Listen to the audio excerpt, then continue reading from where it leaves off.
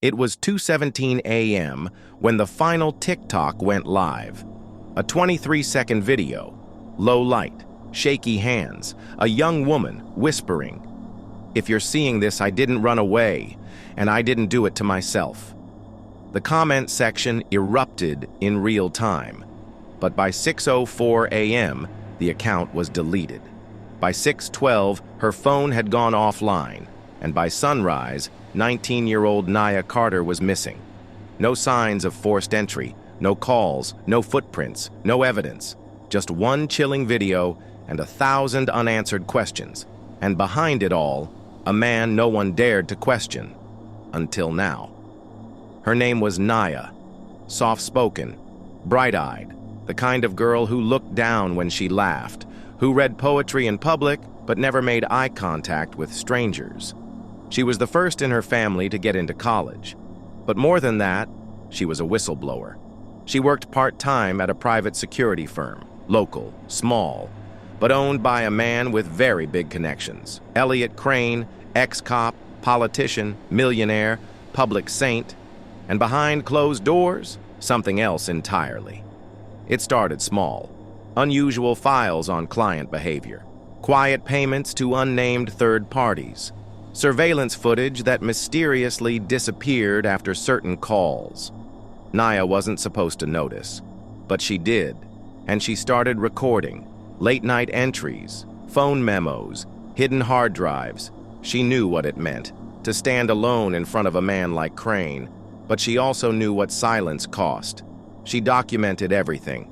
How he used company security cameras to stalk activists, how he sold private data to law enforcement, how girls, just like her, had once filed complaints and disappeared. That's what scared her most. The disappearances. No charges, no investigations, just gone. Then she found the folder, titled simply, Fails. It contained surveillance footage of 4 women, all employees, all last seen leaving Crane's office, all never heard from again. That was the night she uploaded the video. 23 seconds of fear disguised as courage. "If you're seeing this, I didn't run away, and I didn't do it to myself." But Naya was smart. Smarter than Crane ever knew. The video, a distraction, the hard evidence, hidden, in a location only one person could access. Her twin brother, Jordan, introverted, reclusive, but brilliant. When Naya disappeared, the cops called it a likely runaway. Crane offered his deepest condolences. But Jordan, he didn't grieve, he investigated. He decrypted her hard drive, found the files, the names, the blackmail, the buried reports. He compiled it all, quietly, anonymously, and leaked it. Reddit, Discord, Darknet. Within hours, digital breadcrumbs were everywhere. Users began connecting dots, missing women, deleted security footage, financial records, and Crane, he started to panic. He went live on TV, blamed left-wing hackers, called it fake news, said Naya was a troubled employee, but the internet doesn't forget. One Redditor located a deleted video from a traffic cam. It showed a black SUV outside Naya's apartment the night she vanished, registered to Crane's company. Another user leaked his personal email logs. He had been surveilling Naya for 3 weeks before she disappeared. The story went viral. Justice for Naya trended for 4 days, until Crane made a mistake. He filed a lawsuit against Jordan, defamation, libel, cybercrime. He walked into court expecting silence. Instead, Jordan walked in with a flash drive and a lawyer from the ACLU. The trial was supposed to last months. It took 4 days. Ex-employees testified. A former contractor came forward, and then a woman appeared. One of the 4 fails. She wasn't dead. She had been hiding for 6 years under a new identity. Crane had threatened her, paid off her landlord, made her disappear. But she survived, and she testified. When the verdict came in, the room was silent. Elliot Crane, guilty on 7 counts, sentenced to 42 years without parole. People called it justice, but Jordan, he didn't smile, because his sister was still gone, still missing. No body, no confession, No peace. The only clue? A USB drive found in Crane's office with a video Naya filmed just hours before her final upload. In it, she says, "If anything happens to me, look at the lake house." Not the one in the brochures, the one he never lets anyone visit. Police searched it.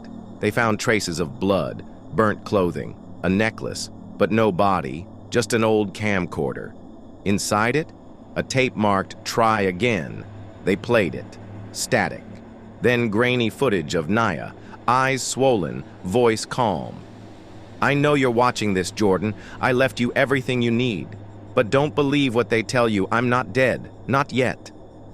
The tape ends with a GPS coordinate. It leads to a location 200 miles north. An abandoned surveillance cabin. Police raided it. Empty, except for one thing. A phone, still recording. And on the screen, a video draft. Unposted. Nya bruised, whispering, "They're taking me somewhere. I don't know where, but I'll keep posting until the signal dies. I love you, Jordan." Then silence. The video timestamp? 3 days after she vanished, meaning she was still alive. Longer than anyone thought, maybe still alive now. Somewhere, waiting, watching, hoping her story wouldn't be silenced. And now, the world is listening. It's been 72 hours since Naya Daniels disappeared. The final TikTok? Deleted. Her phone? Powered off, last pinged near a water treatment plant on the edge of New Haven. But the scariest part? Her location history shows she never left her bedroom. So how did her digital trace end in a place she'd never been? Law enforcement brushed it off as another runaway case, but her followers weren't buying it, especially not after what surfaced next. A burner account. No profile picture, no followers, just one video, a shaky clip, low quality, filmed from outside Naya's bedroom window. Time stamped the same night she vanished. She's seen on camera, talking to someone. But no one else is visible. She's scared, nervous, glancing toward the door, mouthing something. Only one frame is clear enough to read her lips. "He said, I was next." The video cuts. Deleted within 10 minutes. But not before it was screen recorded by a user in Spain. That video goes viral, and it sends internet sleuths into overdrive. Reddit explodes with theories. Some say it's her manager, others say it's part of a content cult. But one post stands out. A thread titled, "This happened to my sister. She was a creator too," posted by a user named at ShadowThread33. In it, they describe the same pattern. Rising TikTok creator, mysterious messages, sudden disappearance after a final post, and always tied to a man claiming to help creators go viral overnight. His name? Nate.